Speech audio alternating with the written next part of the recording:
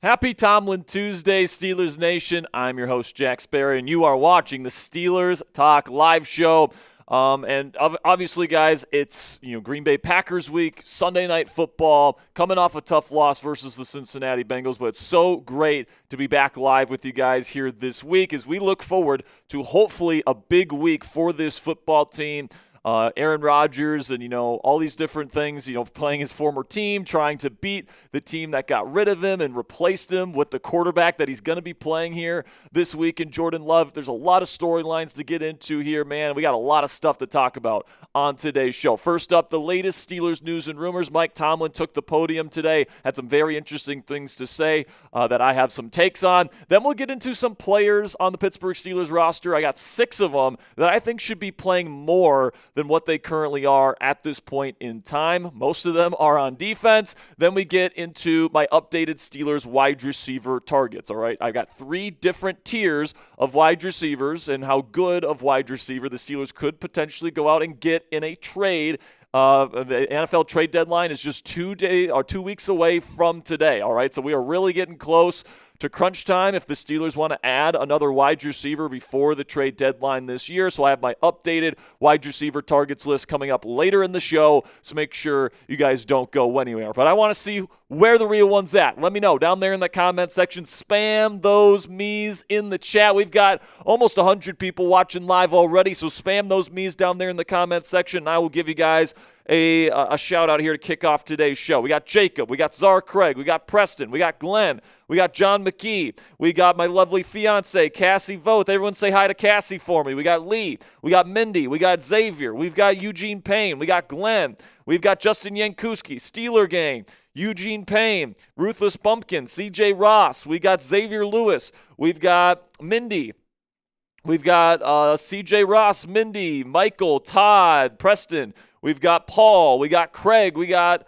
John, we got Pistol, we got Eugene, Steeler Gang, we've got Cassie, we got Sugar Ray Robinson Jr., we got Timothy Kroll, got a good crew of Steelers fans ready to talk some Steelers football here today. So with that, let's bring in our producer here, Mr. Ponzi. Our producer is here. Everyone say hi to Ponzi in the chat. And Ponzi, obviously coming off that tough loss to Cincinnati, and I think a lot of people, I think it's just human nature to kind of think, okay, we have a tough game against Cincinnati, especially on defense, therefore that's who we are, and that's how we're going to play every single game. But people forget, man, this Steelers defense was really starting to find a little bit of a groove the 3 games before this Cincinnati game. And, now they've had now they've had a little bit of a mini bye week to prepare for the Green Bay Packers.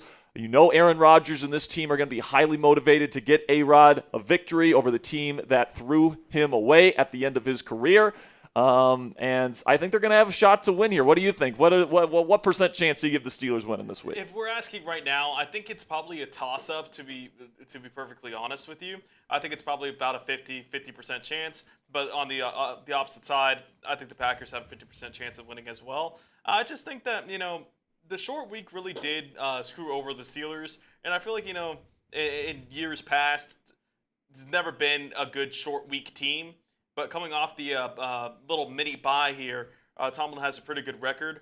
I think that, the Steelers match up well against the Packers on paper. But at the same time, that Packers team is very talented. Yep. Got Michael Parsons. And, I think that this game is ultimately going to come down to if Rodgers can make the offense as good as it was against Cincinnati. And, it was a very tough task because that offense was really great Thursday night. But, I think the defense will step up, but it's just going to see if the Rodgers can keep pace with Jordan Love and the Packers offense. Yeah, I'd probably give him, I'll give him a slightly higher, I'll give him like somewhere between 52, slightly over 50, because I just feel like, with Rodgers, being highly motivated, I think on paper Green Bay probably has the advantage, but Mike Tomlin is 7-2, coming off of a loss on Thursday Night Football as his time as head coach of this football team. So, there's that historical precedent that's nice. And usually when you give Tomlin a little bit of extra time, he ends up delivering, all right? He ends up winning. His record coming off a bye is excellent, and his record coming off of Thursday Night Football is excellent. So that's going to give the Steelers a little bit of an edge, especially because Green Bay, obviously, they played on Sunday. So they don't get as much time to prepare for the Steelers as the Steelers have time to prepare for the Packers, all right? Also, I do think this defense will play better. I'm hoping that Mike Tomlin and this Steelers coaching staff are kind of waking up to the fact that, their vision that this was going to be a man coverage kind of defense and they had the horses to hold up in man coverage.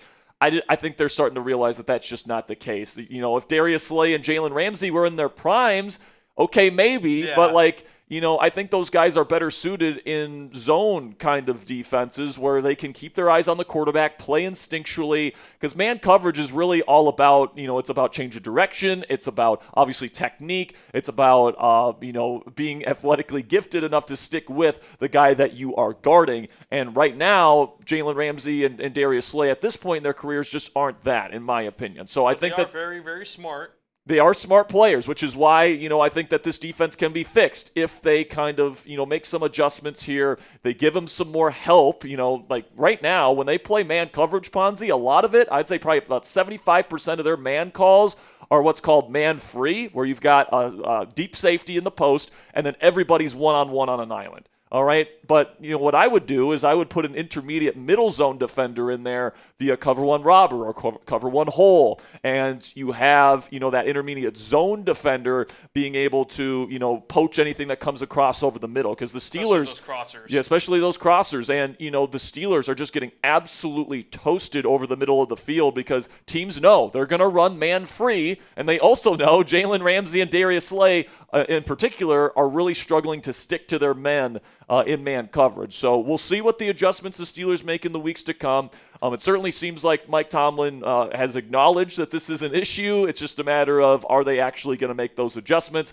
I guess we'll have to see in the weeks to come, but I do have some level of confidence that they will. So now, get on the show. If you guys want to get on the show today, if you have something that you want to say, if you have a comment that you want to get on the show, if you have a question that you want me and Ponzi to answer, if there's a topic you want us to talk about, you guys can get on the show today by sending in a super chat. If you don't know how to send in a super chat, you guys can click that dollar bill sign down there in the live chat room, put your question in there, put a dollar figure in there, and then send it in. And, any super chat of any dollar amount gets put on screen. So it could be $2, $5, $10, and even a $20 super chat that we have already gotten here from Nick Kervetchel. I hope I'm saying that right. I'm probably just butchering that, Nick. I'm sorry, but $20, thank you. He says, can you do a video on the Steelers possibly going after Mac Jones instead of using a first-round pick next year, in your opinion on this subject?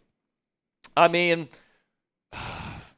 feel like I think Mac Jones is a backup. Like, he's a good backup, but are you gonna, not go get a potential future star quarterback in the first round and a future franchise quarterback for Mac Jones?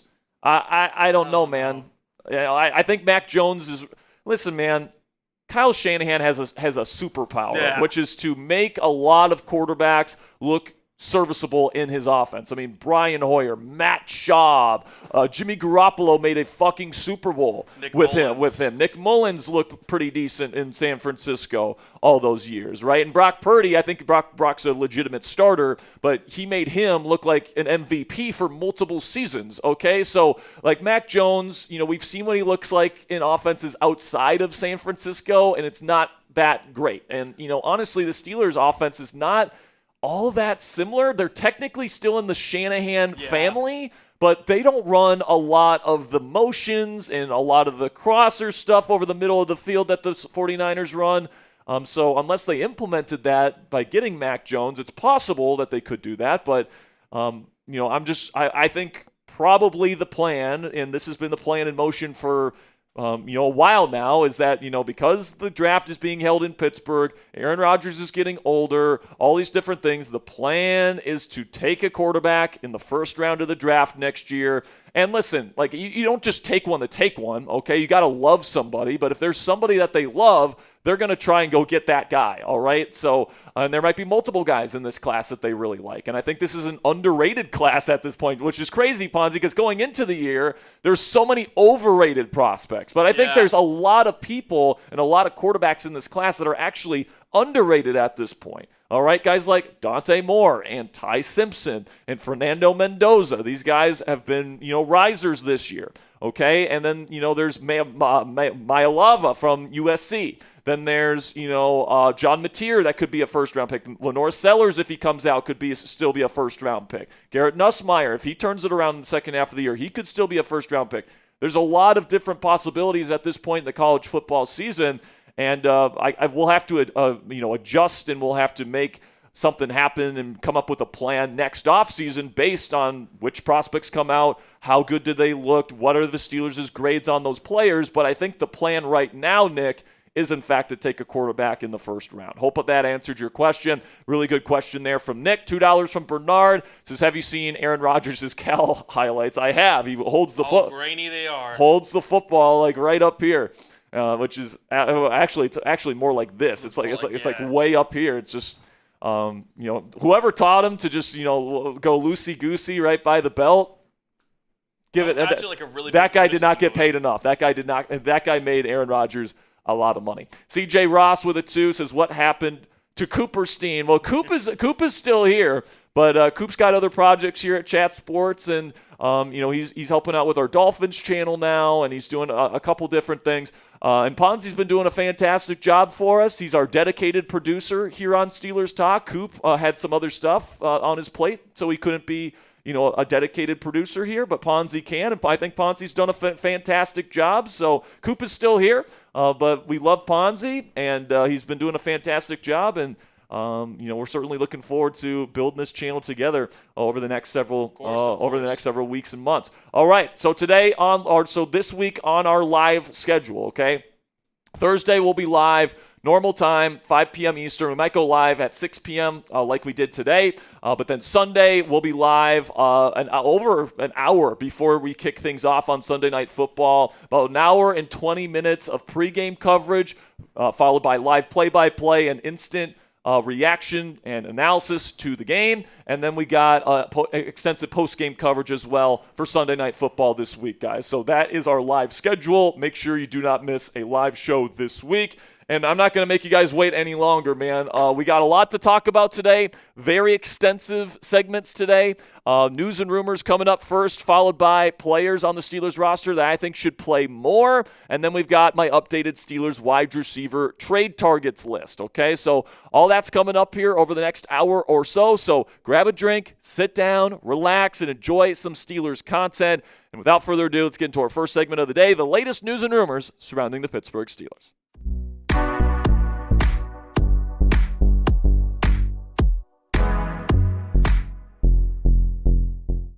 Tonight on Steelers Talk, we're going to be talking about Mike Tomlin here on Tomlin Tuesday, where he took the podium and he had some very interesting things to say that I have some takes on. Then Patrick Queen talked to the media yesterday and shuts down a popular narrative surrounding the Pittsburgh Steelers defense. Then we'll get into a little tidbit here on the Baltimore Ravens. Lamar Jackson still not practicing. We're going to talk about what that means for the Ravens if he can't go versus the Chicago Bears here in Week 8. But before we get into the content here today, make sure you guys click that subscribe button if you haven't already.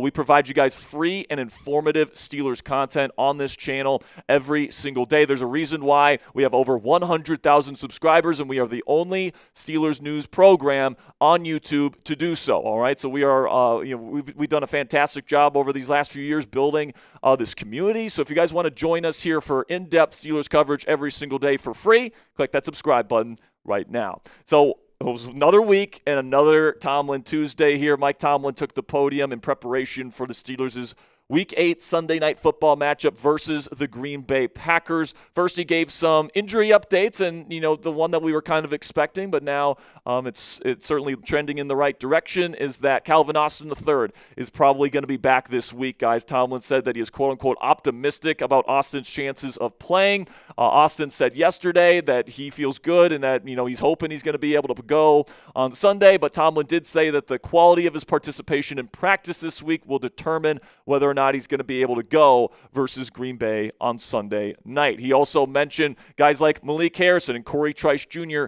Could be coming back here relatively soon and returning to practice. And then Will Howard and Skylar Thompson could be returning to practice as well here pretty darn soon, especially because the Pittsburgh Steelers released their practice squad quarterback today, Logan Woodside, opening up a spot for either Will Howard or Skylar Thompson to come off of IR here and take that spot. So the question is, which one is going to get the spot? Okay, and that is going to be a very interesting question. That's going to be answered here. Some people like Jerry Dulac think neither of them are going to get the spot, and they're just going to keep rocking with two quarterbacks all the way through the rest of the season. But honestly, it wouldn't surprise me if Skylar Thompson gets it. You know, Skylar played pretty well in the preseason, and, you know, I'm not sure if the Steelers want to give that spot to Will Howard because, or at least not yet, because he is somebody that didn't get any playing time in the preseason, got very limited reps in training camp as well, hasn't really practiced at all since he got that injury. And, you know, he's certainly somebody that, you know, I don't think that they would trust to play in a game. Or Skylar Thompson, maybe they would. So I don't know if they want to throw Will Howard out there in an emergency situation if you have to go to a third quarterback. So they might just make this a pure redshirt season for Will Howard. That is a legitimate possibility at this point. But honestly, guys, when it comes to this position, nothing's going to surprise me. You know, for all I know, they're going to give Will Howard that helmet there, and they're going to see what he can do as the number 3 quarterback, get him out there at practice, all that different stuff. But, you know, we'll have to see what the Pittsburgh Steelers do at this position in the days to come. So let me know down there in the comments section, who gets the spot? Type WH for Will Howard or type ST for Skylar Thompson. And if you don't think either of them will get a spot, type none down there in the comments section for today's pin question. Just a second here, YouTube's going to throw you an ad break. When that happens, take advantage of that time by answering today's pin question. All right, so now let's get into some of the interesting things that Tomlin had to say, specifically about the Steelers' defense. You know, not only last week versus Cincinnati, but as a whole. Tomlin said that run defense is the reason why Nick Herbig saw reduced snaps last week. And we've been talking about this. You know, it's an absolute joke that Nick Herbig did not have, you know, that many snaps. I think he had like 29 snaps or something like that last week versus the Cincinnati Bengals. And he's been probably your most productive pass rusher this year. And I'm sorry, man, but, you know, that answer that, oh, Nick Herbig's not as good of a run defender, so we had to take him off the field, is just straight BS to me, all right? This run defense arguably had its best stretch while Nick Herbig was an every down starter while Alex Highsmith was out with an injury. Just take a look here at the overall run defense effectiveness of the Pittsburgh Steelers run defense this season, all right? These are the overall numbers for every single game that they have played this season. They rank 20th in yards per rush allowed, then they're 22nd in EPA per rush allowed, and then they're 17th in success rate. Okay, during the stretch where Nick Herbig was starting while Alex Highsmith was out with injury, this is what the run defense numbers look like. They were arguably the best run defense in the league. They were third in rushing yards allowed per rush, and then they were first in EPA per rush allowed. They were making a lot of TFLs, a lot of impact plays, and then, oh yeah, they were still top 10 in success rate. So this is something where, you know, Nick Herbig showed that he is a more than serviceable run defender, and he proved that with him out there on the field and an every down role, this run defense can still easily survive. But then you look in Week 7 where Nick Herbig played his least amount of snaps in a game that he has played in this year. All right, it was arguably the worst run game performance in terms of run defense that we have seen from the Steelers this year. And that was against the Cincinnati team that couldn't run the football heading into the week. All right, they were dead last this past week in yards per carry allowed. All right, they were 28th in EPA per rush allowed, and they were 27th in success rate. All right, to do that against the team that was struggling on the ground as much as Cincinnati was is frankly embarrassing. And Tomlin saying we kept Herbig off the field because we needed to defend the run is an absolute BS answer to me. And frankly, guys, I think Nick Herbig should be getting a starter's workload. If you ask me, I think TJ Watt, Alex Highsmith, and Nick Herbig should be splitting the reps pretty much right down the middle there by thirds, all right? I think they should all be considered starters inside this Steelers defense. And you take a look at the production from these guys this season, Nick Herbig has been the most productive edge rusher on the Steelers roster. Now, it is worth noting, TJ Watt gets more of the double team and triple team and chip help, and that certainly gives Nick Herbig advantageous one-on-one opportunities to be disruptive. And I think if Herbig was getting that kind of attention, Watt would be the one putting up even bigger numbers than he already is. But there's no doubt about it, man. Herbig has been super productive. So to put him out there only 29 snaps in a game on a short week when fatigue was already going to play a factor, and then also the fact that Cincinnati was dominating the football the entire game, it just doesn't make sense to play Nick Herbig as few snaps as they did. They need to get him out there on the field more often, in my opinion, and hopefully this coaching staff can wake the F up, because Nick Herbig is one of this team's best defensive players, period. All right, I still think TJ Watt is the best player on the defense, but Nick Herbig is not that far off, and that is saying something. Okay, so you got to get him out there on the field. There's just no excuse to play him less than 30 snaps in another football game this season. But another thing that I thought was interesting that Coach Tomlin said in his presser today was that he admitted that this cornerback trio that he was gassing up in training camp and in the preseason, and talking about how great this cornerback room was going to be. He talked about how disappointed that he has been in the Pittsburgh Steelers cornerback room to this point in time, talking about Jalen Ramsey, talking about Darius Slay, and talking about Joey Porter Jr. He went into the season expecting these guys to be one of the best, if not the best, starting cornerback trio in the National Football League, and really have that rare kind of combination of talents here that could legitimately go up in man coverage and just enforce their will on an opposing offense and just run a bunch of man coverage, and there's just nothing an opposing offense can do at that point. All right, they specifically said, we went out and got Jalen Ramsey to stop Jamar Chase in man coverage. And what did they do against Cincinnati last week, guys? They put Jalen Ramsey on him, and he got toasted. They put Darius Slay on him, and he got toasted. All right, Joey Porter Jr., they didn't put him on Chase all that much, but that was probably a mistake. All right, I thought Joey Porter Jr. probably did the best overall job on Jamar Chase when he did line up versus Chase on Thursday Night Football last week. This is what Tomlin had to say about this cornerback room and his disappointment in it. Our cornerback certainly hasn't met my vision to this point, but I'm not discouraged. We got good people there, good players, good people, good guys that got good relationships with the game, and so we're just going to keep working. Now, listen, man, we talked about the Steelers' defensive vision this week in an earlier video, but what I'm talking about here, guys, is that Tomlin's vision for Tomlin's vision for this season was that it was going to be a heavier man defense, that he was going to have these three guys, Joey Porter Jr., Darius Slay, and Jalen Ramsey, and these guys were going to be able to go up man-to-man versus anybody that they played, and they were going to be able to shut anybody down, all right? And, we did a whole video on this, and this has been the issue with the Steelers' defense this year, is that they're playing so much man coverage, but Jalen Ramsey and Darius Slay are not really capable of playing that style of defense and consistently winning versus the best receivers in the game. And just think about some of the receivers the Steelers have played against this year. Garrett Wilson, Justin Jefferson, Jackson Smith and Jigba, all right, Jamar Chase. They have all cooked the Pittsburgh Steelers secondary this year, yet the Steelers continue to play about as much man coverage as any team in the National Football League, especially man-free, which means no intermediate zone defenders in the middle of the field outside of the deep post. And, my question to Coach T, when he says that he's, not discouraged, my question to him, are you not discouraged because you think they're going to be able to play man down the stretch? Or are you not discouraged because you have a different vision and you're adjusting your game plan and you think they're going to be able to execute that? And just to take Mike Tomlin at his own words here, he says a head coach needs to be able to adjust and not be too married to a vision. This is what he said just last week about making adjustments. You got to be able to play man-to-man, particularly versus the elite and deep groups. And the talent that we've acquired at that position, particularly the cornerback position, allows us to do that in all circumstances. When you got guys like Jalen Ramsey, Slay, and Joey Porter Jr., man, we can match up and play man-to-man versus anyone. Now, listen, guys, my hope is that Mike Tomlin and Terrell Austin will adjust in the weeks to come, all right? Like, they gotta stop with the plan that they have been rolling out there over the last several weeks where they are getting absolutely toasted.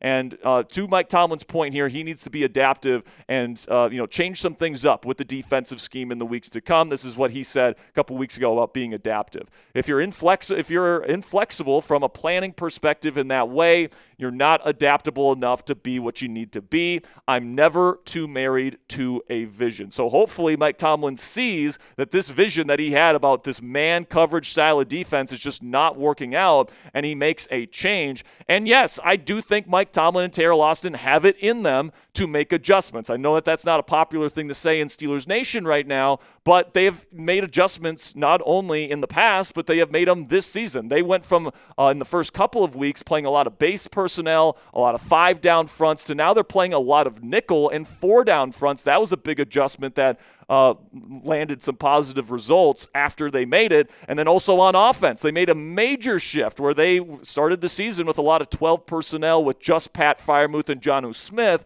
And then in week 4, they started using these jumbo personnel packages. And then the Steelers offense all of a sudden went from one of the worst, least efficient offenses in the league to one of the most efficient overnight with just that one switch. So this coaching staff is capable of making adjustments. And I'm just going to tell you guys this right now, with as much that can go wrong with an NFL team, injuries, all these different things, players regressing, players disappointing, you can't have 18 non-losing seasons in a row in this league like Mike Tomlin has had without making adjustments. All right, this guy has had to make adjustments with Duck freaking Hodges as his quarterback at times, and he has still been able to get his teams to at least 500. So, don't tell me that Mike Tomlin is incapable of making these adjustments, because we've seen him throughout his career here in Pittsburgh make adjustments that have positive impacts on the football team.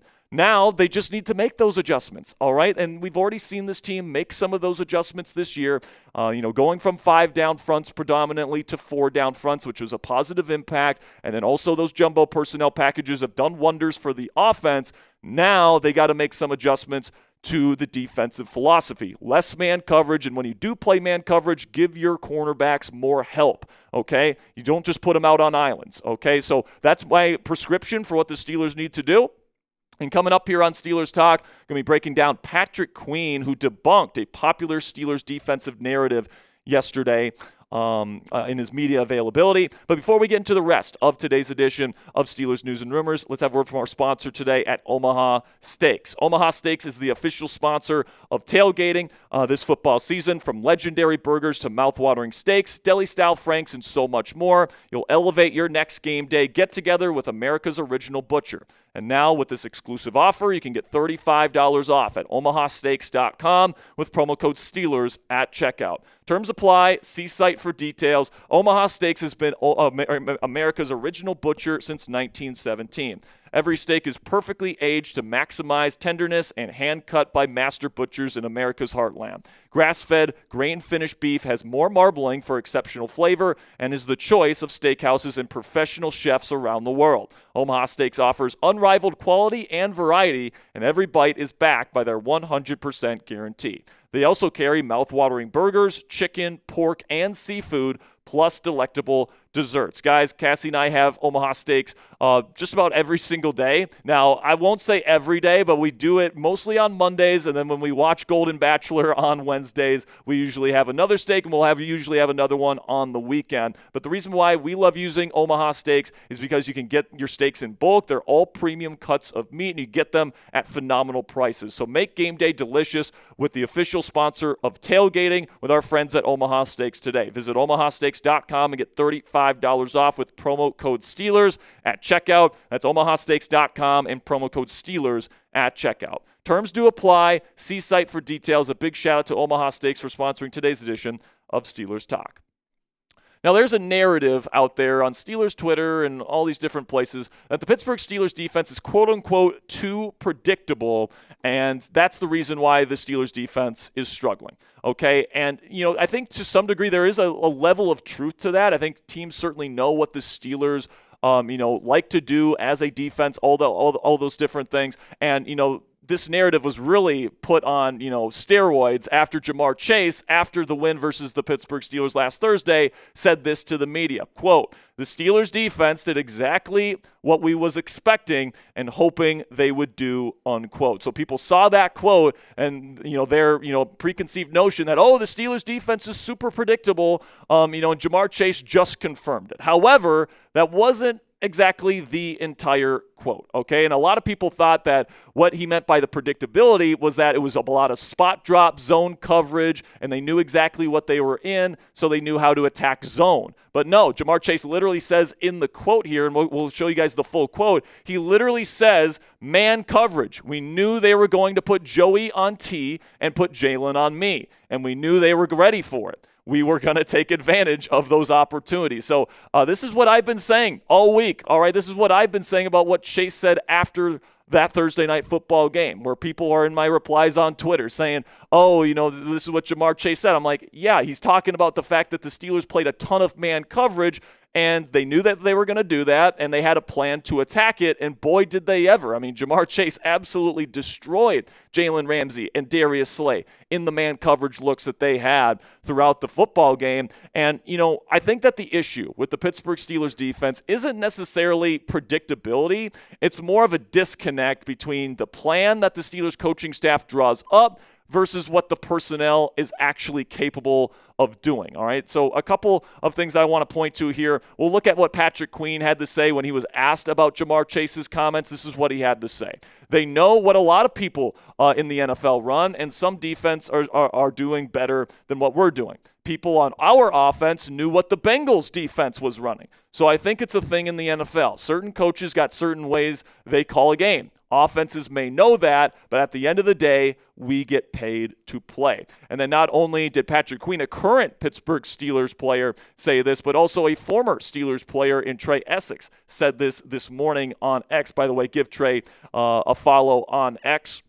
He says, woke up with a thought. This whole predictability of the defense is being overhyped. There is so much information/analytics available to players and coaches these days. If a player didn't have a good idea of what a team's tendencies were, especially versus a division opponent with the same coordinators, I'd seriously question their preparation and professionalism. Of course, you have to add a few wrinkles week to week, but you are who you are. At the end of the day, it comes down to one-on-one matchups and execution, period. And, I think that the truth of the matter, guys, is that, every single team in the National Football League has tendencies, and every team knows every other team's tendencies, especially within the same division. So you largely know how your opponents are going to want to attack you, and you know exactly how you want to attack them. That's just the chess match of National Football League football, okay? But, I think, where you can kind of have some discrepancies there is that you have a plan that doesn't match the capabilities of the players on the field, right? So if the Pittsburgh Steelers DBs like Jalen Ramsey and Darius Slay were capable of containing Jamar Chase in one-on-one coverage, they would have been able to do it, all right? The thing with man coverage, and the reason why you can play static from man-to-man coverage, is because if you shut down a receiver, it doesn't matter if they see it coming. That receiver is shut down in man coverage, all right? So that's what the Steelers were trying to do, but unfortunately, Jamar Chase was just cooking Jalen Ramsey and Darius Slay all day long.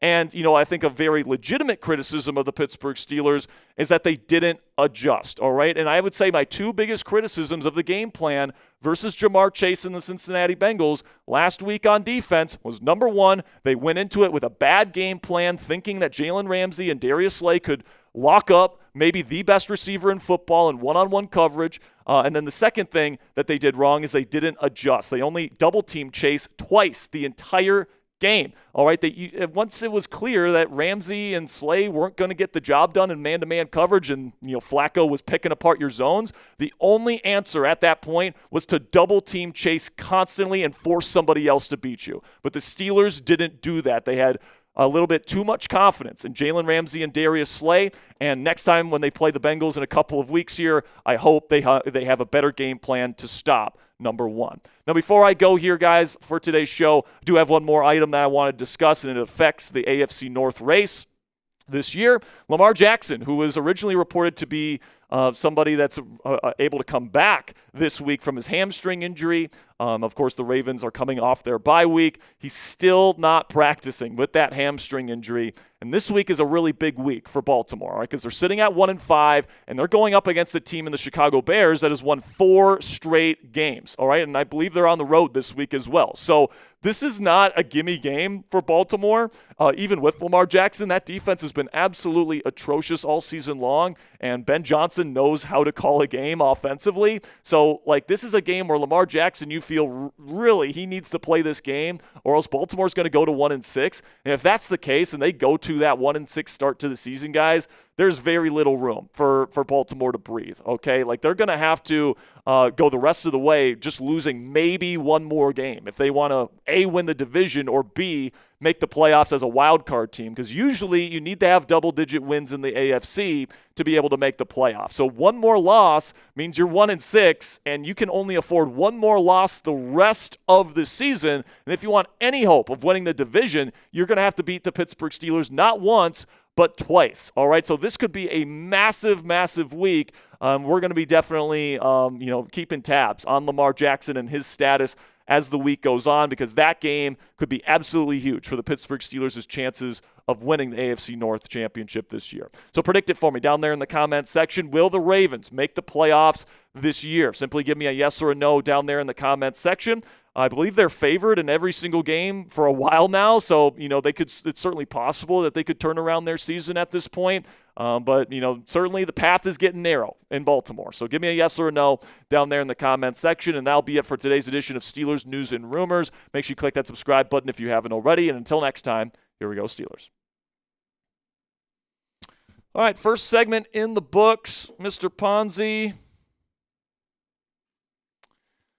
And coming up next, I've got 6 Steelers players that should play more, and I got 3 Steelers players that should play less moving forward. All right, so we're going to get into that here momentarily. Did we get any super chats? No super chats. All right, so I'm going to take a little bit of a drink here. We're just going to go right into the next segment here and keep chugging along. We've got over 240 people watching live. Thank you guys so much for tuning into the Steelers Talk Live show today. Make sure you click that thumbs up icon if you haven't already. Our goal is to get to 200 likes by the end of today's show. So if you enjoy our content, you guys want more of it, and you want to get more people in this chat room, click that thumbs up icon. We would greatly, greatly appreciate it. Okay, Ponzi, let's get into our next segment here. I think this is one that you guys are going to enjoy. I've got 6 players that I want to get more playing time for the Pittsburgh Steelers, and then I have 3 guys that I think should be getting less. So without further ado, let's get into our next segment here on Steelers Talk Live.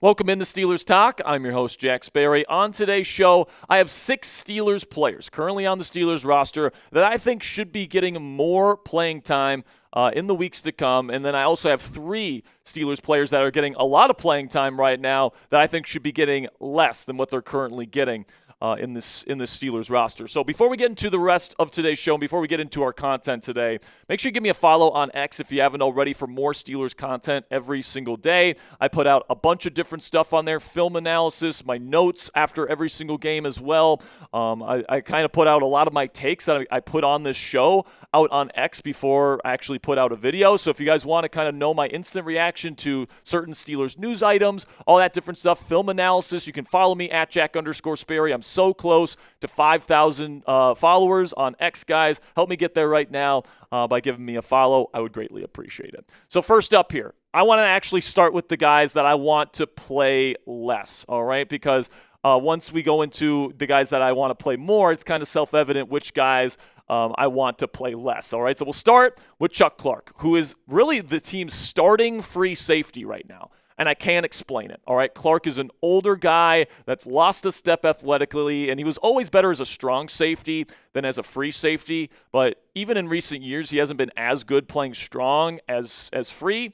And, now he's getting starting reps in a position where you really want to have a guy with speed And Clark just doesn't bring that. He doesn't bring a lot of really aggressiveness to the table, in my opinion. Sometimes his aggressiveness can be out of place, and he can have poor pursuit angles, miss tackles, be out of position in coverage. And I just think that, especially because this safety room is completely healthy, all right? Jabril Peppers, Juan Thornhill, Deshaun Elliott, and even Jalen Ramsey. They're all healthy right now. So I thought Chuck Clark was brought in here to be more of a backup, to be more of an emergency piece in case there's injuries. And if that's the case, I have no problem with him being on the field. He's a veteran with a lot of experience, all that stuff. But when you've got other players that I believe are better not getting playing time because Chuck Clark is out there as your starting free safety, I think that's a big personnel blunder that Mike Tomlin and Terrell Austin are making right now, and I think that they need to switch it up. And you guys can see just how much he has played this season. All right, he was like a full-time starter those first few weeks when the Steelers were dealing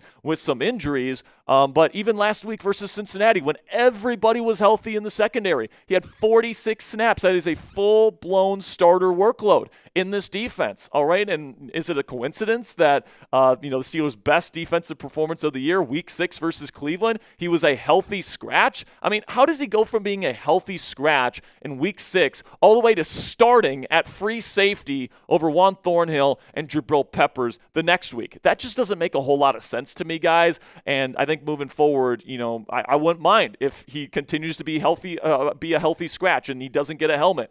He's a nice guy to have if there's injuries, but he shouldn't be a full-time starter in this defense, and he should be playing less. Another guy that should be playing less, and I hate to do it because I love him as a guy, but Y.A. Black. On film, particularly in run defense, his pad level is just not very good, guys. He's upright.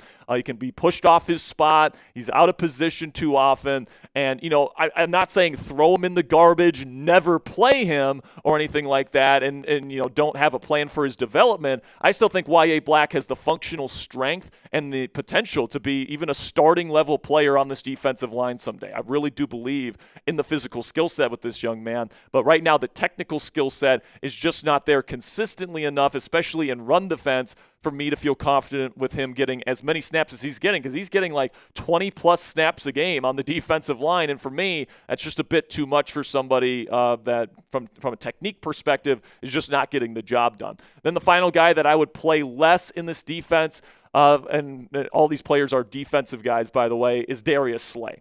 And, I think that this one's a little bit contingent on what the plan is moving forward from Mike Tomlin and Terrell Austin. If the plan is to play less man coverage and to play more zone, play more man match, play that kind of defense, I'm perfectly cool sticking with Slay. All right, Slay just doesn't have the long speed anymore, or frankly, the closing ability to be able to play man coverage at a high level. But unfortunately, the Steelers have been playing man at one of the highest rates in the National Football League through the first 7 weeks. So if you're going to play man, I think you got to take him off the field and you got to sit him. Now, personally, what I would do is I would play just less man, and I would put Darius Slay in zone assignments where he can have his eyes on the quarterback and he can play instinctually. The reason why he was able to play well into his 30s in Philadelphia is because they ran an off-zone coverage system in Philly where he could play off and he could have his eyes on the quarterback and he could use his eyes and instincts to be able to affect the play and to affect the concept, right? So, the Steelers have really been playing a lot of man coverage this year. If that's going to continue, I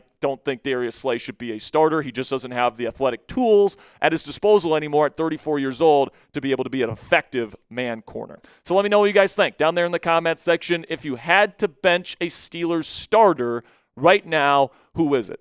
If I'm picking one player, it's got to be Chuck Clark. But let me know what you guys think down there in the comments section for today's pinned question. Just a second here, I'm going to tell you about our sponsor today at Mando Whole Body Deodorant. While I tell you about Mando today, get down there in the comments section and let me know which Steelers starter you think deserves to be benched. And with that, let's have a word from our sponsor today at Mando. And fall is officially here, and that means a few things, okay? Crisp air, football, maybe a bonfire or two, but if you're like most guys, you're still putting in a lot of hard work. And yeah, that means sweat. Don't let body odor sideline you. Mando deodorant plus sweat control is for real working guys. Formulated to stop odor before it starts and doesn't mask odor with overwhelming fragrance, so you can tackle anything from the job site to tailgating with confidence. This isn't your typical deodorant, guys. It's clinical strength, which means 2 times better at controlling sweat than the standard. It controls both sweat and odor for 72 hours, and after just 12 hours, underarm sweat was reduced by 92%. I got to tell you, man, this stuff really works, which is why I actually use this product. I brought in my own stick of Mando deodorant today. I use the Cedar Grove scent, and I also have a whole bottle of Mando body wash in my shower at home. I love the bourbon leather scent for that one, and I couldn't recommend this company more because it keeps you smelling fresh all day long, and they've got some really great scents that, you know, aren't overpowering or anything like that, but smell masculine, they smell clean, and they smell fresh. So Mando Starter Pack is perfect for new customers, guys, because it comes with a solid stick of deodorant, cream tube deodorant, 2 free products of your choice. You can get a mini body wash, like I mentioned earlier, or their deodorant wipes are actually very highly recommended as well. Plus, you get free shipping, so there's no reason not to try Mando Whole Body Deodorant today. As a special offer for our listeners, new customers get 20% off site-wide with our exclusive code. That code, chat, or use code chat at shopmando.com for 20% off site-wide, plus you get free shipping. That's shopmando.com. Please support our show and tell them that we sent you. Mando's got you covered from head to toe with deodorant plus sweat control. So say goodbye to sweat stains and hello to long-lasting freshness with our friends at Mando Whole Body Deodorant today.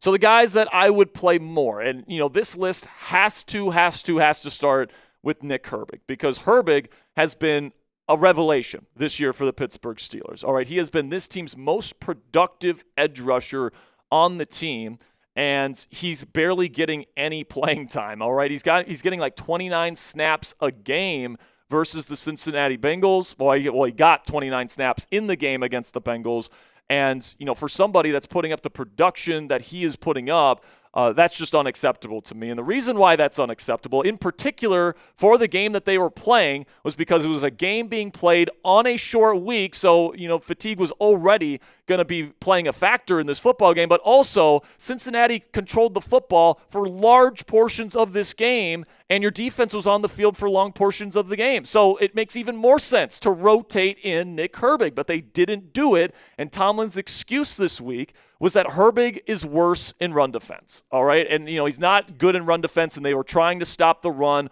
all this different stuff. But, you know, when you look at the numbers, actually, like, Nick Herbig's been perfectly fine as a run defender this year, and frankly, the Steelers' defense as a whole has been maybe even better with him in there versus Alex Highsmith this year. So the excuse of like, oh, we only played Nick Herbig 29 snaps because you know, he's not a good run defender and he's undersized, it's just a BS excuse from Mike Tomlin here. And you know, I've been a defender of Mike Tomlin on a lot of different things. I still am, but like for this particular excuse to not play Nick Herbig, it's unacceptable to me.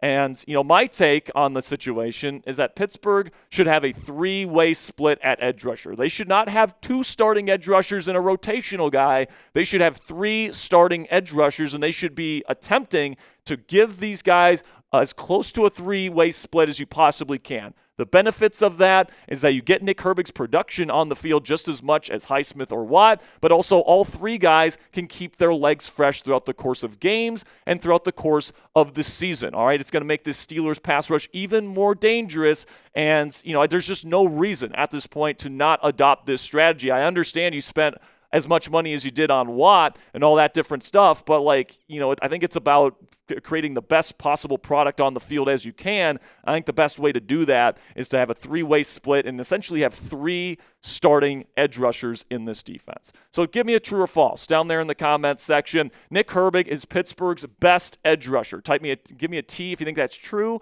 or type F if you think that's false. I think Herbig has been the most productive edge rusher for the Steelers this year, but I would still give it to TJ Watt because he gets pretty much all of the chip, double team, and triple team help, which obviously benefits Herbig because he gets way more one-on-one opportunities, leading to higher production. All right, so for me, TJ Watt is still the best on the team, but Nick Herbig is not that far behind, and that is saying something, guys. So give me a T for true or F for false. And now let's talk about Juan Thornhill. And you guys know if you've been watching the channel for a while, I was actually okay with the team embracing Juan Thornhill as their starting free safety heading into the year. But for whatever reason, you know, they have been playing Chuck Clark at free safety, and I don't understand why. I think Thornhill has actually played pretty well this year, and he certainly played better than Chuck Clark. I love the physicality he brings. Teams do not want to go over the middle of the field when they know Juan Thornhill is coming downhill, and he's made some really great plays cutting some in-breakers and some crossing routes this year that have been really impressive that Chuck Clark just simply isn't making in this Steelers defense.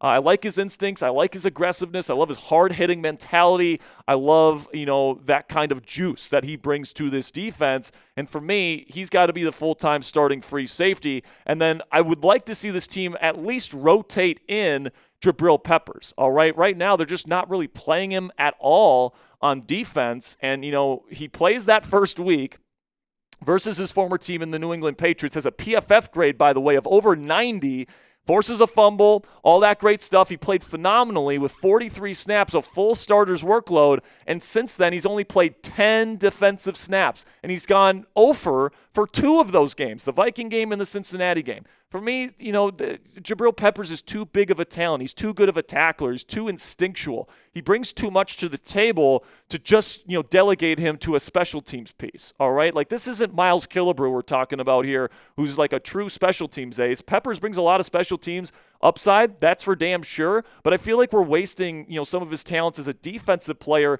as well. And I understand you got Deshaun Elliott at strong safety, and you maybe don't trust Jabril to be a free safety. I understand that, but maybe go to multiple safety looks, maybe go to some dime packages. Find ways to get Jabril Peppers on the field because, he can bring a lot to the table. He's a good tackler. He's still got his legs with him.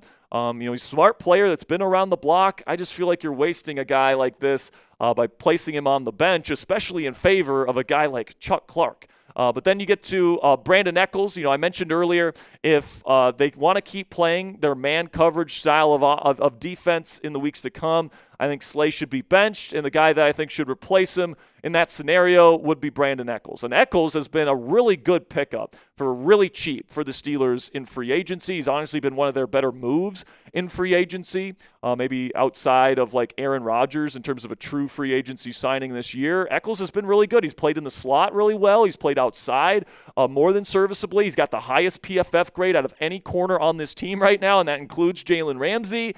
Obviously, PFF grades aren't gospel, but, Echols at least has speed. All right, Darius Slade really doesn't have, quickness. He doesn't really have, change of direction ability that he once had. He doesn't have the long speed that he once had. But Brandon Echols still has all of that. He's a little bit shorter, but if you're looking for somebody that brings a little bit more juice and brings a little bit more speed to the table, I think he's been a lot better in man coverage this year than Slay has been. So if you want to play more man, I say play Brandon Echols. Another guy that I would play more is Daniel Ekuale, the defensive tackle. He's arguably been maybe outside of Derek Harmon and Cam Hayward, but Ekuale has been one of the better run-defending defensive linemen for the Steelers this season. He has been a really good pickup in his own right in free agency for a cheap contract, all that stuff. And as a nose tackle that comes in when Keanu Benton needs a break, he's been better than Benton as a run defender, all right? But he's only getting 9, 10, 12 snaps a game. Y.A. Black is getting 20-plus snaps a game, whereas Ekuale, is barely getting into the double digits most games, okay? So I would flip that. I would give Y.A. some work, but not quite as much, and I would give Daniel Ekuale more work, especially on early downs. And I'm hoping we see more of 96 this week as you go up against the Green Bay Packers and Josh Jacobs, and you got to stop him if you want to win this football game this week. And then the only offensive player that I have on my list today is Roman Wilson. And listen, man, obviously with Calvin Austin III coming back and with the multiple tight end looks that the Steelers run, Roman's going to have less opportunities moving forward, in theory. But I think Roman's looked good these last 2 weeks on film. Now, he's got somewhat limited opportunities. He's made some nice catches, though. He's picked up some first downs. He's looked good after the catch. He's shown good instincts. He's made catches with his hands, not his body. He's showing a lot of things that he showed at Michigan that made him a third-round pick. So hopefully he's developing a little bit more chemistry with Aaron Rodgers. It certainly seems like that connection has been there and has been relatively efficient over these last 2 weeks. And I think in a system here that really only has 2 starting wide receivers, if we're being completely honest, I think Roman Wilson's a good rotational third wide receiver. I really do. He's somebody that brings good speed to the table. I think he's shown some really good route running, and he's really been open pretty consistently. He stops really efficiently, changes directions pretty well. He catches the ball with his hands, and he plays with good instincts, and he blocks his butt off, man. So, honestly, I've been pretty impressed with Roman Wilson, and even though I don't think his workload's going to increase with Calvin Austin III coming in, I think it should increase relative to where it was before Calvin got hurt, right? Because he was pretty much playing nada for the entire season until Cal got hurt. So I think that should change. They should try and get Roman more involved in the offense. Because I think he's earned it. I think he's looked good on film these last few weeks. So what say you guys? Let me know down there in the comments section. Is Roman Wilson a serviceable wide receiver 3 in this year's Steelers offense? Simply give me a yes or a no down there in the comment section. I certainly think that he is and certainly can be, but let me know what you guys think down there in the comments section. That'll be it for today's edition of Steelers Talk by Chat Sports. Make sure you click that subscribe button if you haven't already for more extensive Steelers coverage all throughout this week. Until next time, guys, here we go, Steelers. All right, coming up next here on Steelers Talk, my updated Steelers wide receiver targets list.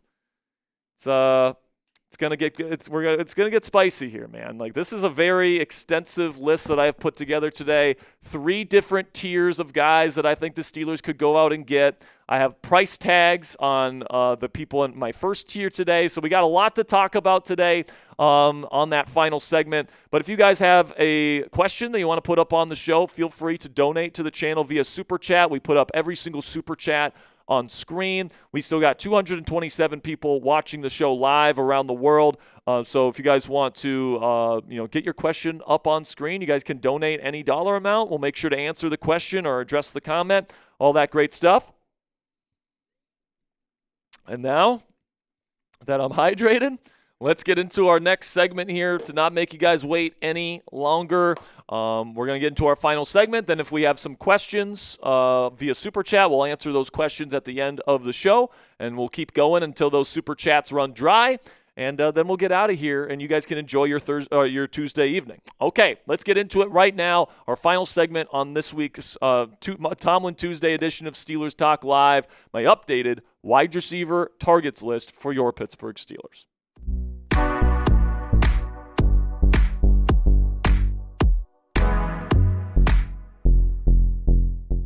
Welcome into Steelers Talk. I'm your host, Jack Sperry. Today, I am updating my Steelers wide receiver targets list as we get closer and closer to the NFL trade deadline. We are now less than 2 weeks away from the NFL's trade deadline on November 4th. So Omar Khan definitely going to be working the phones, doing all those different things. We're going to be covering all the latest rumors, all the latest trade buzz, the intel that comes out, the reports that come out. And then, of course, if any breaking news happens, we'll be covering it here on Steelers Talk. And if it's a big enough name, we will be going live. So make sure you guys click that subscribe button if you haven't already, because if the con artist strikes and we get a new wide receiver and another weapon for Aaron Rodgers to throw to this season, we're going to be going live with that breaking news coverage. So if you don't want to miss any of that, make sure you click that subscribe button if you haven't already. And, the first thing that I want to say on today's show, guys, is I want to shoot down some of the ideas that are out there, that people are throwing out there, that I just don't think are going to happen. Now, I've been wrong before, but I just don't see a very realistic path for any of these gentlemen to be traded by their respective teams. A.J. Brown, I don't think is going to get traded. I think he'd have to pretty much demand his way out of Philly. And, there's certainly a little bit of animosity between him and the Eagles, but he just went off in a game versus the Minnesota Vikings, and they're winning games. And, I just don't know if that makes a ton of sense for Philly or, frankly, really a lot of sense for A.J. Brown. He's somebody that I think will get featured in that offense more as the season goes on. And he's one of the best receivers in the game, and they're winning games. So that doesn't make a ton of sense to me. Then Garrett Wilson is another name that people throw out there. He just got paid a lot of money, so he's another guy where it doesn't make sense for his current team to trade him unless he demands his way out of New York, which, listen, man, crazier things have happened. We'll see, but I think, that's probably not going to happen either. Then Jalen Waddle also signed a big contract recently, and he's under contract through 2028. in Miami. He's young player. He's a good locker room guy. There's really no incentive for Miami to trade him, even though they are heading towards a rebuild. He's going to be a foundational building block for their offense, and I don't think they want to trade him away. DJ Moore was maybe a name that would have been considered if the Bears kept losing and they would be selling at the deadline, but they're 4-2 and they've won 4 straight. So I think DJ's probably staying put there in Chicago. And then Romeo Doubs has been really, really good in Green Bay this year. He's got a great chemistry with Jordan Love now, and he's been super productive. So even with Christian Watson and Jaden Reed coming back in the weeks to come, I would expect Romeo Doubs to be a lock to stay in Green Bay. So now let's get into some actual candidates that actually, make some realistic sense to me in terms of guys that the Steelers could realistically target. So the first tier that I'm going to be talking about today is the jumping for joy category. All right, these are the guys that most people would widely consider, quote unquote, a legit wide receiver 2 to pair with DK Metcalf. These guys are a bit more expensive on the trade market. You're going to have to give up a mid-round draft pick to go out and get them. But it could be worth it if the Steelers feel like they want to play more three wide receiver sets, if they feel like they want to get a different weapon other than Calvin Austin III to be the number 2 receiver in the Steelers offense. So we'll start with the guy in this tier that I think would be the most realistic, and that's Jacoby Myers. I mean, Myers is telling Las Vegas, media members that he wants to be traded still. Like, he's straight up coming out and saying it. Yes, I want to be traded. And then we've got guys like Ricky saying that the Raiders will be trading him, and we have all these reports out there that he's going to be, let go of at some point here in a trade. And I think that this trade makes sense for the Pittsburgh Steelers because he'd be a really good fit here as a number 2 receiver. He's a big body guy that can run block, but he also has machine gun feet, really good route runner, and he's also got phenomenal hands and a great contested catch rate, so I think he can develop some quick trust with Aaron Rodgers. He's not a vertical threat, but the Steelers have plenty of those, right? You've got DK Metcalf, you've got Calvin, you've got Roman, these guys that are fast and can separate down the field. Myers would be more of a short and intermediate demon for the Steelers offense, which I think would be a great fit. But we also know that the Pittsburgh Steelers are interested. There was a report from Zachary Smith last week that the Steelers called about Myers a couple weeks ago, and the Raiders essentially said, we're not trading him for now, all right? So definitely keep an eye on Pittsburgh continuing their interest in Jacoby Myers, but the Raiders are 2-5, and they're likely going to be selling guys. And also, Jacoby is just straight up saying, I want to be traded away from this team. He's on the final year of his deal, so I doubt, the Raiders are just going to keep him and, take him at a loss for nothing in free agency next year. They're going to try and get a draft pick out of him.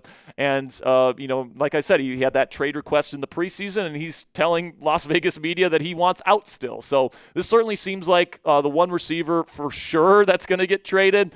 And I would say the price tag to get him would probably be an early day 3 pick because he is getting a bit older, because the team that gets him might have to give him a new contract, all that stuff. I think that you could probably get Jacoby Myers for if 5th round pick would be amazing. That would be a fleece job in my opinion, but probably more like a 4th round pick is probably what's going to be what gets the deal done for Jacoby Myers. And if I'm the Steelers, I am doing that every single time because I think Jacoby Myers is a really good football player, and I think he can help this team. You got a bunch of draft picks next year.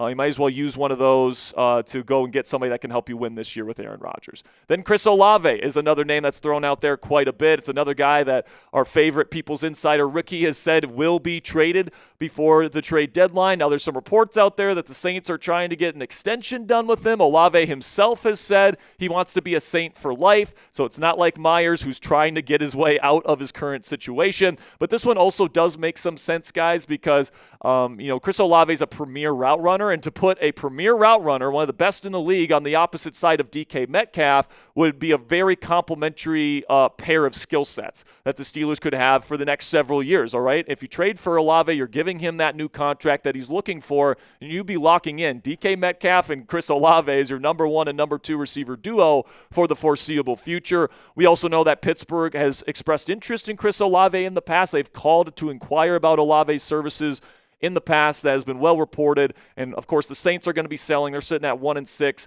And also because of his concussion history, he might be seen as a little bit of a risky rebuild item here, where if they give him a big contract and they're going to be trying to rebuild and he continues to get concussions and he's not on the field, that could be a big risk for the New Orleans Saints if they give him a ton of guaranteed money on his next deal. In terms of my price tag, I would give up a late day 2 or early day 3 pick. That's either a round 3 or round 4 pick. The Steelers have multiple of those picks in either of those situations, so I'd be willing to, offer up either a 3rd or a 4th. I would say if he can get Chris Olave, if Omar Khan can get Olave for just a 4th-round pick and nothing else, that would be a phenomenal deal struck by the con artist. But there's another wide receiver that the Steelers have shown interest in, and that's Rashid Shaheed, the speed threat.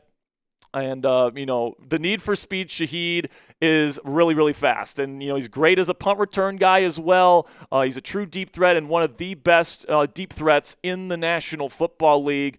One of the fastest guys in the league as well, can run after the catch a little bit. We know that the Pittsburgh Steelers called about his services as well a couple of weeks ago during the bye week. Of course, the Saints, kind of like Jacoby Myers, said we're not interested in trading him for now, and now that they're 1-6 and we're getting close to the deadline, it certainly seems like the Saints will be selling, and he's on the final year of his deal. So, are you going to want to pay a big contract to like a pure deep threat in the future? Like, he's still young, he's an electric player, maybe they do want him long term. But, they haven't extended him yet, which tells me that they've got some doubt there. So we'll see what ends up happening with Shaheed's kind of situation. But the price tag that I would be willing to pay for him, a 5th-round pick, maybe round 4 pick is probably what I would do for Rashid Shaheed. I would probably go round 4 is probably what I would do for Shaheed's services. I wouldn't go as high as Olave because Olave brings route running ability to the short and intermediate levels of the field. Shaheed's more of a true deep threat. But for me, I'm going to go with a round 4 pick as my price tag for Mr. Rashid Shaheed. But another deep threat that also runs really good routes is the next guy on my list here, and that is Tennessee Titans wide receiver Calvin Ridley. All right, and I think Ridley might be a little bit more realistic than some people may think because he does have multiple years left on his contract, all these different things. But I think the reason why a Ridley trade might make some sense for Tennessee is because he's a 30-year-old receiver, and that's going to be a rebuilding team. They already fired their head coach. Do they really want an expensive, older wide receiver on their roster while they're trying to rebuild that team with Cam Ward? I mean, maybe they do, but I would assume that if they're going to pay him all that money, they want him to be productive. And honestly, he hasn't been super productive with Cam Ward. He's kind of struggled developing a chemistry with their new franchise quarterback. All right, they're 1-6. And they're likely selling at the deadline. In fact, we know that they're selling at the deadline. And if you're the Pittsburgh Steelers, not only can you check the box of a deep threat, I mean, Calvin Ridley's one of the fastest players in the league, but also he runs really good routes. His acceleration and his burst out of his breaks is exceptional, all right? So he doesn't have the best hands in the world, so you're going to have to live with some drops. But if you're looking for somebody that can just straight up run away from people and separate versus man coverage, Calvin Ridley's one of the best in the league at doing that. And I would say for a late day 2, early day 3 pick, I would be willing to do that, all right? So 3rd-round pick, 4th-round pick, I would be willing to probably give up either one of those to get a guy like Calvin Ridley because he's a really freaking good football player. But the final name on my list here is Juwan Jennings. And you guys have heard me say that I think Juwan Jennings is kind of like the ideal Arthur Smith wide receiver too because of how well he run blocks. He might be the best run-blocking wide receiver in all of football. Now, a big question with Jennings is whether or not he's healthy. Apparently, he's got some rib issues, and he's dealing with some lower body injuries as well, but he's continuing to play with those injuries, and I think that this makes sense for the Steelers for multiple reasons. Number one, it's a good fit for the offense, similar to kind of Jacoby Myers, where he's a good route runner, has really good hands, had really good production last year with Brock Purdy in that 49ers offense. Also, San Francisco's getting healthier at wide receiver. Ayuk's going to be back eventually. Ricky Pearsall came back last week. They're getting Jordan Watkins back. And then also Kendrick Bourne has been absolutely thriving with Mac Jones in San Francisco this year. And he kind of plays a similar role to Jennings. So Jennings's role has certainly been decreased. He's on the final year of his deal. So the 49ers might say, hey, we got Kendrick Bourne who's playing just as well as Juwan Jennings, if not even better right now. He's outperforming him. Why not, get rid of Jennings right now and get a draft pick for him, right? So Jennings has also had multiple contract disputes with the 49ers, so I kind of think that these two sides are a little bit tired of dealing with each other.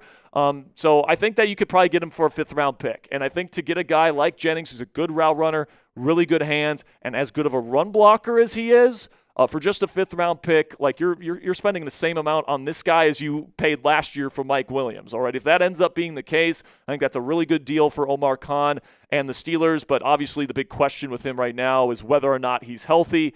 That's certainly a big question mark at this point. So just to recap here, my Tier 1 guys that I would be thrilled to add as a number 2 receiver here in Pittsburgh: Jacoby Myers, Chris Olave, Rashid Shaheed, Calvin Ridley, and Juwan Jennings. But honestly, guys, I'm not getting my hopes up too high in terms of the Steelers actually pulling off a trade for a Tier 1 wide receiver. You got to remember here, guys, that the Steelers offense really only has 2 starting wide receiver spots because they play so many heavy personnel packages. They really only have 2 starting receiver spots on this team. And they do play some 11 personnel, but it is by far and away the lowest amount in the National Football League. And whether you like Calvin Austin III as a number 2 receiver, the Steelers seem to really like him. And they kind of feel like he's comparable to, say, like a guy like Tank Dell as a really good route runner and deep threat, guy that has decent hands for his size, actually pretty darn good hands for his size. And, when you look at the depth chart and you kind of accept the fact that this Steelers offense only has 2 starting spots at wide receiver, you can make an argument if you really like Calvin Austin, like the Steelers seem to do, that there's not a whole lot of room to add like a big name wide receiver, especially when you have to give up a very precious mid-round draft pick to be able to get that player, right? So I just want to kind of temper expectations here. Personally, I would love to add great depth to this wide receiver room, and I would love for the Steelers to have the flexibility to play more 11 personnel depending on which opponents they play. Right now, they don't really have that. But I think that, the Pittsburgh Steelers kind of like their wide receiver duo to this point, and I think for the Steelers to be willing to give up a 3rd or 4th or even 5th-round pick to go get a receiver this year, they're going to have to bench Calvin Austin III, or they're going to have to play more 3 receiver sets. And I'm not sure if the Steelers really want to do either of those things. I think they like sitting in heavy personnel. I think they have kind of embraced that as their identity this year. And frankly, in an offense that runs the football a lot, prioritizes their tight ends, prioritizes DK Metcalf, can make a good argument Calvin Austin III is more than serviceable as the number 2 receiver in this offense. And it would not surprise me if the Steelers end up making that case by not making a move for a big-name receiver before the deadline. So let me know your best-case scenario down there in the comments section. What is the best wide receiver the Steelers could realistically trade for before the trade deadline this year? Let me know your thoughts down there in the comments section. For today's pinned question, just a second here, I'm going to tell you about our sponsor today at Omaha Steaks. While I'm telling you about our sponsor today, get down there in the pinned question. Let me know which Steelers receiver you really want to see, or which receiver you really want to see on the Pittsburgh Steelers. Now, with that, let's have a word from our sponsor today at Omaha Steaks. And Omaha Steaks is the official sponsor of tailgating this football season. From legendary burgers to mouth-watering steaks, deli-style franks, and so much more, you'll elevate your next game day get-together with America's original butcher. And now with this exclusive offer, you can get $35 off at omahasteaks.com with promo code STEELERS at checkout. Terms apply. See site for details. Omaha Steaks has been America's original butcher since 1917. Every steak is perfectly aged to maximize tenderness and hand-cut by master butchers in America's heartland.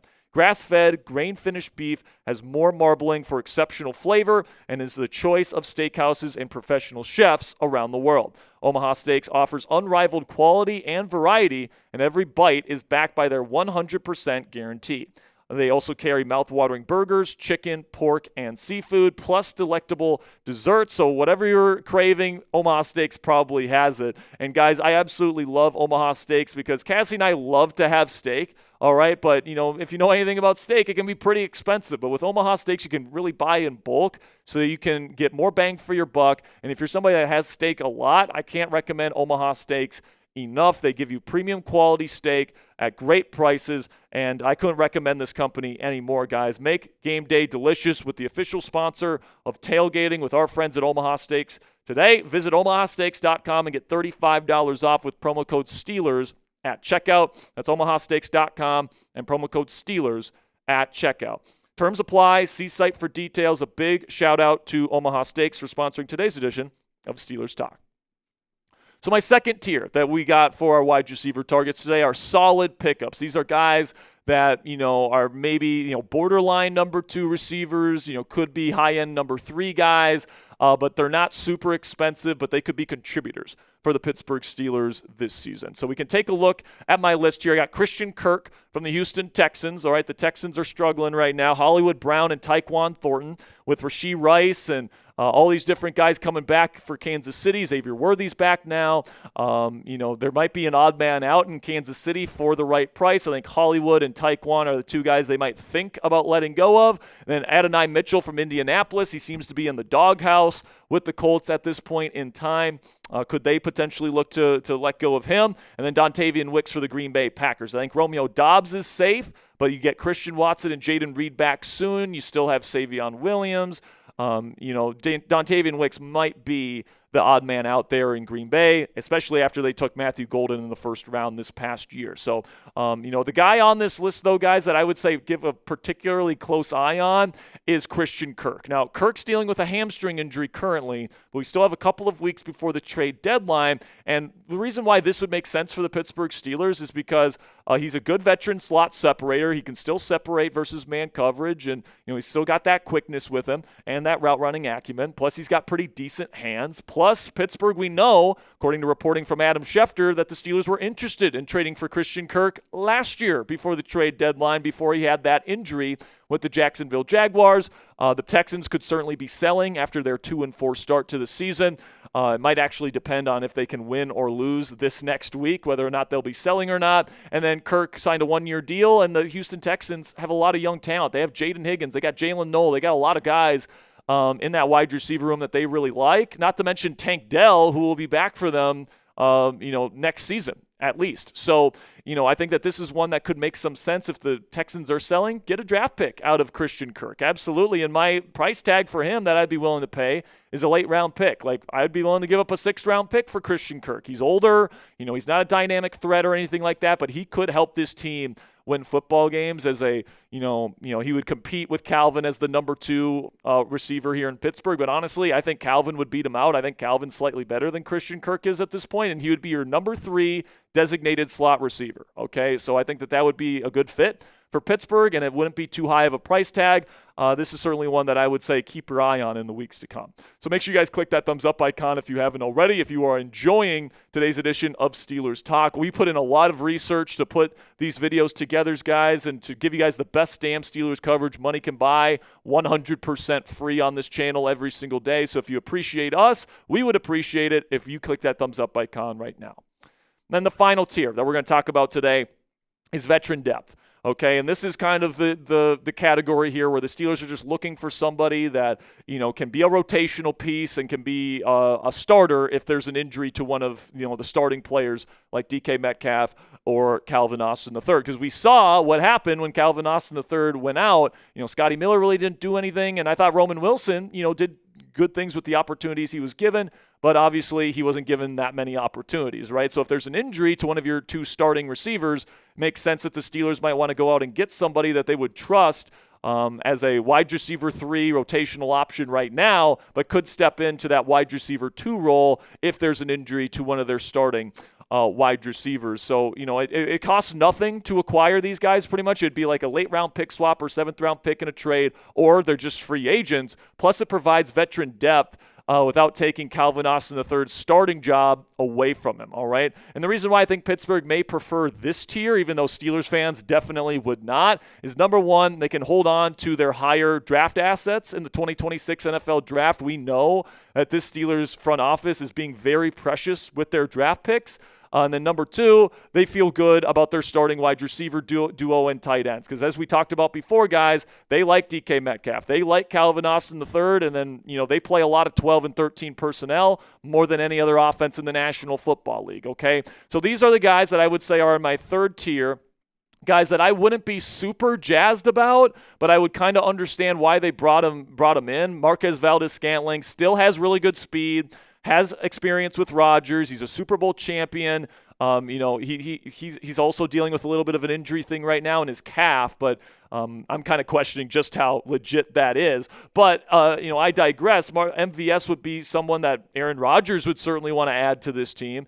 Allen Lazard's another name that gets thrown out there, big body guy with chemistry with Rodgers. I'm sure Rodgers wouldn't mind adding Lazard for a 7th-round pick. Brandon Cooks might be my second favorite option on here, or first favorite option. He can still run routes, and he still has tough hands.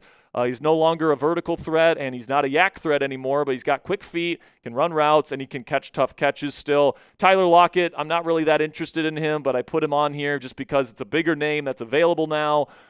He's lost a step athletically, and, I don't know if he's good enough to the short and intermediate level of the field to be worth picking up here. And then I put Deontay Johnson on there. I kind of doubt the Steelers would bring him back, but, before he was traded last year in Carolina, he was putting up, legit wide receiver 2 production, and, he's just a year removed from that. So, if I'm looking at the rest of the field, OBJ and Nelson Aguilar and all these other free agents, I would say Deontay Johnson would probably have the best chance. If you're looking for a true route running threat, somebody that can separate versus man coverage, Deontay might give you the best shot there. But as I discussed, guys, really don't think they bring in Deontay Johnson. But honestly, guys, I think this category and this tier might be the most likely tier that Pittsburgh chooses. This is just not an offense that really prioritizes a big-time, big-name wide receiver, too. They play a lot of tight ends. They run the football. DK Metcalf is their featured wide receiver, and they believe in Calvin Austin III. And, the film backs that up. I really do believe that. He runs really good routes to all 3 levels of the field. He's a true deep threat. He can make tough catches. He's good after the catch as well, evidenced by his ability as a punt return man. I feel like the Steelers do have some level of belief in this wide receiver room, and I know that's not something Steelers fans want to hear, but I think it's certainly possible that that's the truth at this point. And all I got to say to you guys is you better start watching MVS highlights, because that is probably the most likely scenario at this point. So predict it for me down there in the comments section. Which wide receiver, if any, will the Steelers acquire before the NFL trade deadline this year? Do you think they go the cheap MVS option? Do you think they dive in and get Jacoby Myers for a 4th-round pick? Is there somebody else that you think they could go get? Christian Kirk in the 6th round. I mean, 6th-round pick for Christian Kirk. What are we doing if we're being precious with our 6th-round picks, right? That's just my take on it. Go get somebody else that can help you out, especially if there's an injury. That's my take on it, but I think that the Steelers will probably go with somebody in that tier 3, and that will be disappointing. But I hope I'm wrong on that. Make sure you guys click that subscribe button if you haven't already. I appreciate you guys making it to the end. I know this one was a little bit of a beast. It took a while for us to get through all 3 tiers and all that stuff, but I really do appreciate you guys supporting our channel. Make sure you click that subscribe button right now for more extensive Steelers coverage leading up to the NFL trade deadline. All right, did we get any super chats? No super chats. However, viewer did scare me. They were saying that Jalen Waddle got traded to the Giants, and I was like, "There's no way that's real. There's no way." So I had to look it up real quick. So my notifications were off. Apparently, I think this is where the source is. The NFL drop breaking Dolphins trading Jalen Waddle to the Giants in 2026 second. So that guy got, huh? Yeah, I want to make sure that obviously we did include Jalen Waddle on that top, so I want to make sure that we weren't unaware of anything that didn't happen. Yeah, man. So before we wrap things up, just some final thoughts. Like I said, guys, I think a lot of people really want to add a big-name receiver. It's not going to happen. I think it still could. I think it is a possibility. I don't think I don't know if it's necessarily the most likely option because, like I said, they love their big personnel, and there's really only 2 starting spots on this offense at receiver, and they believe in Calvin Austin. So unless they don't believe in him anymore for some reason and they want to bench him essentially and make him a rotational piece, which I think he's just better than a rotational receiver, I don't think they're going to make a trade. But personally, I would do it. All right, you have 1 million draft picks next year. All right, you have an opportunity with Aaron Rodgers. This might be your one shot with Aaron Rodgers to try and go get a Lombardi. Yeah. All right, right now, I would say the biggest issue with the Steelers team is the defense, not the offense. What's more important than getting a receiver is Mike Tomlin and Terrell Austin figuring it the fuck out on defense. All right, and if they do that, then that I would take that over another receiver. Because if you get a receiver and this defense doesn't get fixed, it doesn't matter.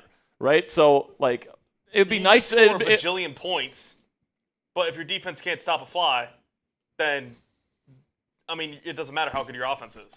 Yeah, so, like I said, Mike Tomlin, Terrell Austin, figure out this defense, all right? Give your cornerbacks help when you're in man coverage. Play more of zone coverage. Play more creatively in terms of the post-snap disguises and stuff like that. And, get after quarterbacks with just 4. This is another thing, Ponzi, that I would say is a legitimate criticism of the Steelers, is that they rush with 5 or more too often, and it's opening up too many opportunities down the field. All right, because if you rush 5, but the ball is out within 2 seconds, that rush isn't getting home. All right, and that means 1 less defender.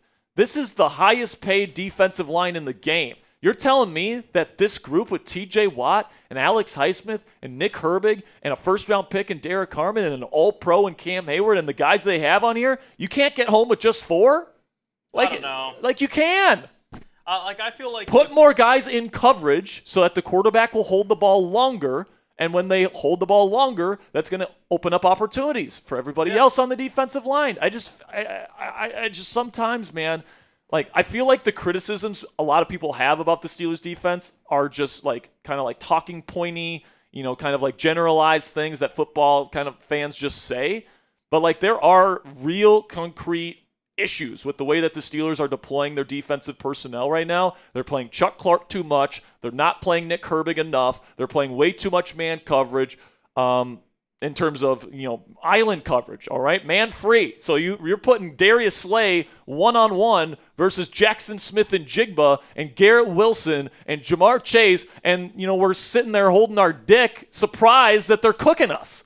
And it's like, how about we do something different and we wake up a little bit, I believe that they can make these adjustments, Ponzi, and I fully believe they have the talent on this team to be a really good defense. I really do believe that. And they just got to find their winning formula like they did on offense. They just got to find that winning formula. And I feel like, like we were saying, with the adjustments they already made on offense, there's no reason why they shouldn't be looking at their defense and seeing that there's nothing wrong with it.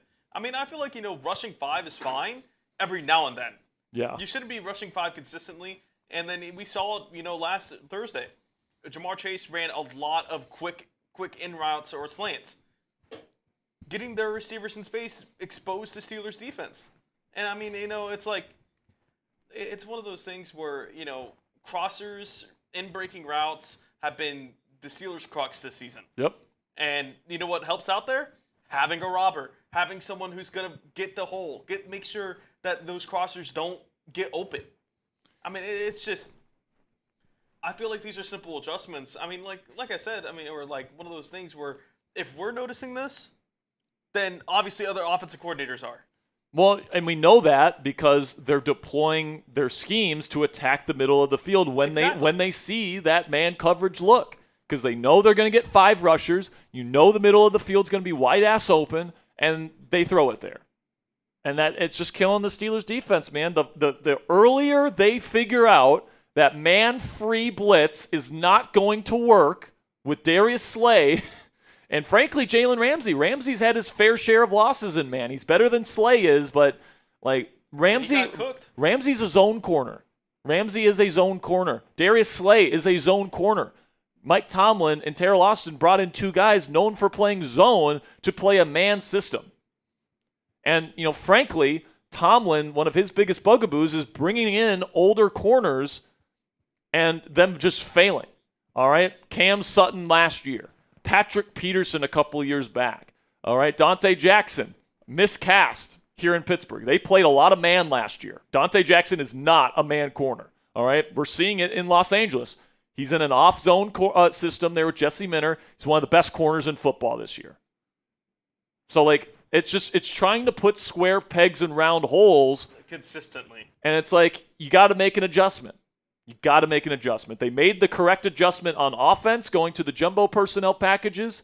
They made a good adjustment on defense earlier this season, going away from their 5-man base looks up front to a 4-man nickel front. And that has actually worked.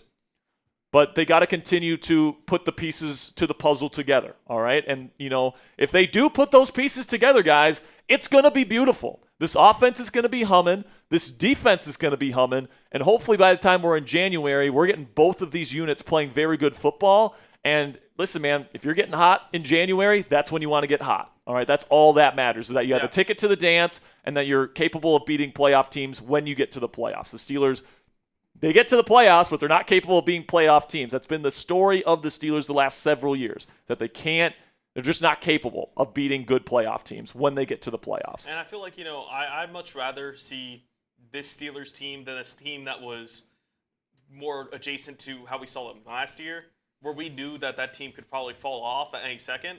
Well, this team is, consistently doing good, and they've had a lot of issues on defense, but I feel like that's the most fixable thing that they can do. If the offense was playing bad, then I wouldn't be so kind of like, oh, the defense can fix it, because the offense has been playing really good. Yeah. I mean, Aaron Rodgers probably had his best game in the last 2 years. Last 3 years. Yeah, exactly. And they still lost because of the defense. So I feel like, Rodgers can sling it. Maybe wide receiver Jaylen Warren has been big of an awesome. issue. So, I mean, Pat Freiermuth, we were talking about trading him before the game, and he went off. So, I mean, they have the pieces, certainly, on offense. I don't know if a wide receiver trade is exactly what they need. I mean, it wouldn't. I don't think it would be a detriment to the team, but as long as they can figure out the defense. Listen, man, I would love to have somebody on. I would love to have 4 receivers that you trust. Okay, right now, I think you have 2 that you for sure trust.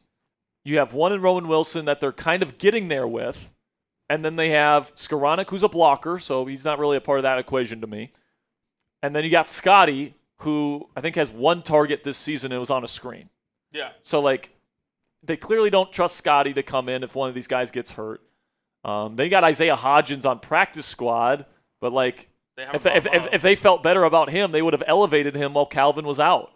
So, I still think they probably add a receiver. It's just, I think it's going to be more in the kind of line of a wide receiver 3, wide receiver 4 type when people are expecting a wide receiver 2. All right, so I'm just trying to temper expectations, and I just want to make clear that if they get Christian Kirk, if they get Jacoby Myers, if they get Chris Olave, if they get any of those guys, I will be thrilled. All right, I think it makes the Steelers' offense even more dangerous because they can be more versatile. They can play 11 personnel more if they want to. All right, that would be a big help for the Steelers' offense, and because of that, if I'm Omar Khan, I'm willing to give up a mid-round draft pick to get one of those guys. With that said, I'm trying to predict what Omar Khan and the Steelers are thinking, and I'm not sure they're in alignment with me and with the rest of most of the Steelers fans out there. So we'll see what ends up happening. If I had to guess, I think it's going to be MVS. I think it is too. Whenever he gets healthy from that calf injury, I think they sign him. Rodgers wanted to sign him before the season. I have a feeling he was really heavily. What was it? He was texting him. Yeah, he was texting him, trying to get him to come to Pittsburgh.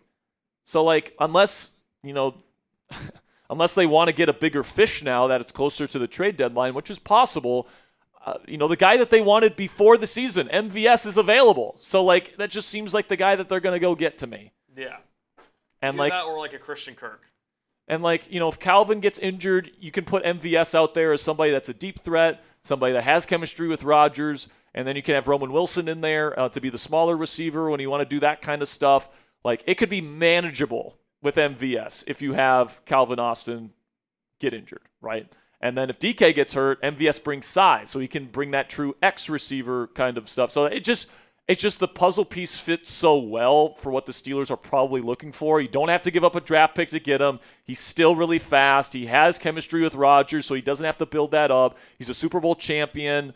He checks a lot of the boxes that I think Mike Tomlin and Omar Khan are looking for in a receiver. So whenever MVS gets healthy, I think that's probably going to be the choice. And I think a lot of Steelers fans will be upset about it. But I think I think that's just what this team wants. For me personally, I'm just starting to, I'm just trying to prepare myself for mentally. Just trying to mentally prepare myself for that. Hippopotamus has asked ETA on a hat in a hat raffle. Hip hop. What was your email? If you want to send me another email, Hip Hop Anonymous, I can confirm whether or not we got that done. I will say though, what it might be, Hip Hop Anonymous, we ran out of hats. All right, so we had to put in a new order. So you might be one of the people that is on the wait list right now. So just send me another email, Hip Hop Anonymous, and I'll let you know what the deal is with that. Okay. All right, that's going to be it for today's show, guys. Ponzi and I still have actually a little bit to do here before we head out for the day. But we appreciate all of your guys' support coming to talk some Steelers football with us here this evening. We'll catch you guys on Thursday for our next Steelers Talk live show. And until then, guys, here we go, Steelers.